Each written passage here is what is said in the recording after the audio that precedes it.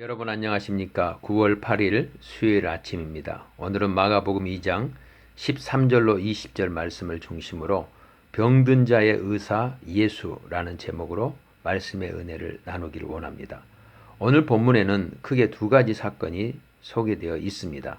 첫째는 세관에 앉아있는 레이를 부르신 후 그의 집에서 세리 및 죄인들과 식탁 교제를 하는 예수님의 모습이고, 또 하나는 금식에 대한 사람들의 질문에 대해 답변하시는 예수님의 모습입니다. 당시 유대인들은 로마의 압제 아래에 있는 이스라엘이 회복되는 데 관심을 가지고 있었습니다. 그들은 이를 위해서 율법을 지켜 경건을 회복하려고 했고, 경건을 위해 금식을 실천했습니다. 특별히 경건을 강하게 실천한 사람들은 일주일에 2번이나 금식을 했습니다.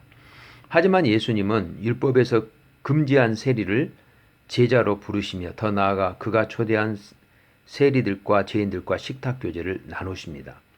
금식하지도 않습니다. 왜일까요? 예수님은 죄라는 병을 치유하기 위해 오신 의사이시며 치유가 일어나 기쁨이 가득한 혼인잔치의 신랑이시기 때문입니다. 이스라엘이 신음하고 있는 진짜 이유는 로마의 압제 때문이 아니라 바로 죄 때문이며, 로마의 압제는 죄로 말미암아 발생한 결과의 일부일 뿐이라고 예수님은 보셨기 때문입니다. 예수님은 세관에 앉아있는 레이를 부르시자 레이는 즉각적으로 예수님을 따르게 됩니다. 그리고 자신과 동일한 부류의 세리들과 죄인들을 자신의 집에 초대하여 예수님은 그들과 식탁 교제를 나누십니다.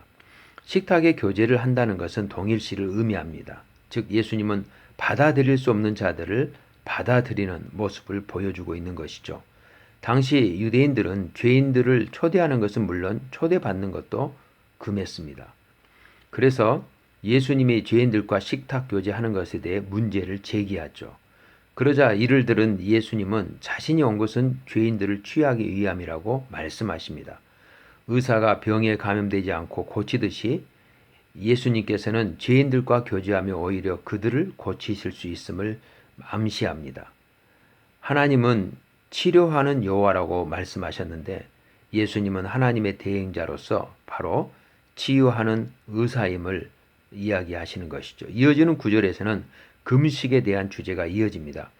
예수님은 결혼식 날에는 금식하지 않는다고 말씀하시면서 스스로를 혼인집 신랑으로 묘사하시며 함께 식탁 교제를 나누는 자들을 혼인집 손님으로 묘사합니다. 마가복음 2장과 3장을 보면 5가지 사건이 소개되고 있는데, 어제 살펴보았던 중풍병자 사건을 통해서는 예수님은 죄를 사하시는 분, 그리고 오늘 본문에서는 병든 자의 의사이신 분, 신랑이신 분으로 소개가 되고, 내일 말씀을 통해서는 안식일의 주인이신 분, 안식일을 성취하는 분으로 소개가 됩니다.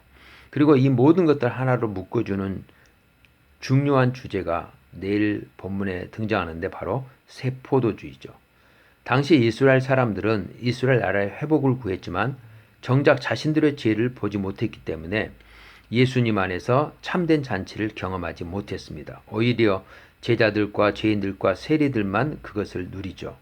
자신의 병듦과 죄를 깨달은 사람들만 의사이자 신랑이신 예수님을 맞이하는 것입니다. 오늘날도 예외가 아닙니다. 모든 것을 망치는 것이 바로 자신 안에 있는 죄임을 깨달을 때 우리는 예수님이 주시는 참된 치유와 잔치를 맛볼 수 있습니다. 하지만 이것을 깨닫지 못하면 그 사람은 예수님과 평행선을 달릴 뿐이죠. 병든 자의 의사 예수, 혼인집 신랑 예수, 온 세상은 이 예수님을 만나야 합니다. 그러기 위해서는 자신이 치유가 필요한 병든 자임을 깨달아야 합니다. 그때만이 잔치가 일어날 수 있기 때문입니다.